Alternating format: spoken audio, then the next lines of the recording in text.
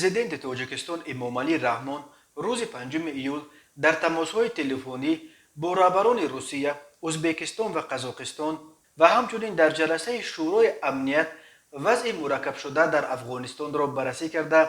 در جلسه شورای امنیت به وزیر مدافع شیرعلی میرزا امر داده است که برای تحکیم حفاظت مرز با افغانستان 20,000 سرباز احتیاطی را سفربر کند. خدمات مطبوعات پرزیدنت تاجیکستان گفت روز 5 ایول در جلسه شورای امنیت که تحت ریاست امامعلی رحمان دایر شد، در رابطه به مرکب گشتن وضع در سرحد تاجیکستان با افغانستان، مسئله تأمین امنیت در منطقه های نزد سرحدی و اندیشیدن چاره‌ها برای تقویت حفظ سرحد دولتی مورد بررسی قرار گرفته است. وابسته به وضع در سرحد دولتی، فرمانده قشون‌های سرحدی رجبعلی رحمانعلی و وزیر کارهای داخلی رحیمزاده رمضان حسابات دادند. امامعلی رحمان به اعضای شورای امنیت جمهوری تاجیکستان، رهبران ساختارهای نظامی، مقامات حفظ حقوق و ترتیبات سپارش داده است که با نظرداشت شدید گردیدن وضع سیاسی در منطقه های هممرز کشورهای همسایه افغانستان با تاجیکستان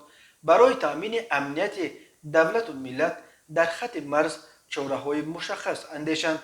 او از جمله امر داده است که برای حفظ سرحد دولتی اقتدار محافظتی سرحد پرزور کرده شده به منطقه های ضروری قوه‌های علاوگی نظامی روانه گردد.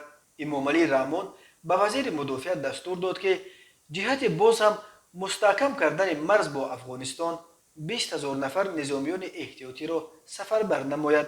امامعلی رحمان روز 5 ایول در موضوع وضع افغانستان با پرزیدنت‌های روسیه، ازبکستان و قزاقستان گفتگوی تلفنی انجام داده است.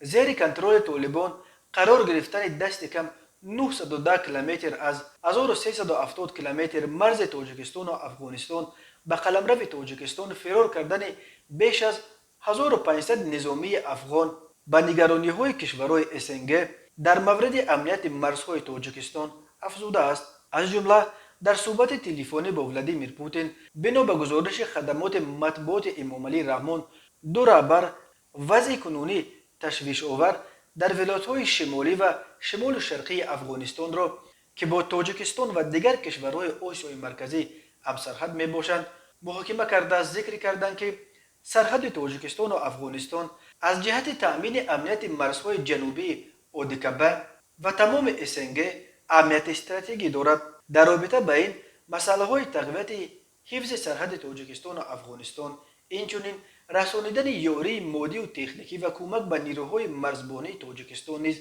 بررسی شده است. یک روز قبل دبیر کل اودیکبه استانیسلاو زایت نیز خواستار ارائه کمک‌های عاجل برای حمایت مرزهای تاجیکستان در پیشروی بد شدن وضع در افغانستان شده بود. صبح 5 ایول نیروهای مرزبانی تاجیکستان خبر دادند که در پی به دست طالبان افتادن چند ناحیه با تاجیکستان هم مرز ولایت بدخشان افغانستان 1037 حربی افغان به حمله طالبان تاب نآورده به قلمرو تاجیکستان فرار کردند. در نیم ماه آخر الکی بیش از 1500 نفر از نظامی‌های افغان به قلمرو تاجیکستان عقب نشینی کردند. روز 4 ایول مسئله به تاجیکستان عقب نشستن حربیان افغان را امامعلی رحمان در یک تماس تلفنی با پرزیدنت افغانستان اشرف غنی نیز در میان گذاشته بود.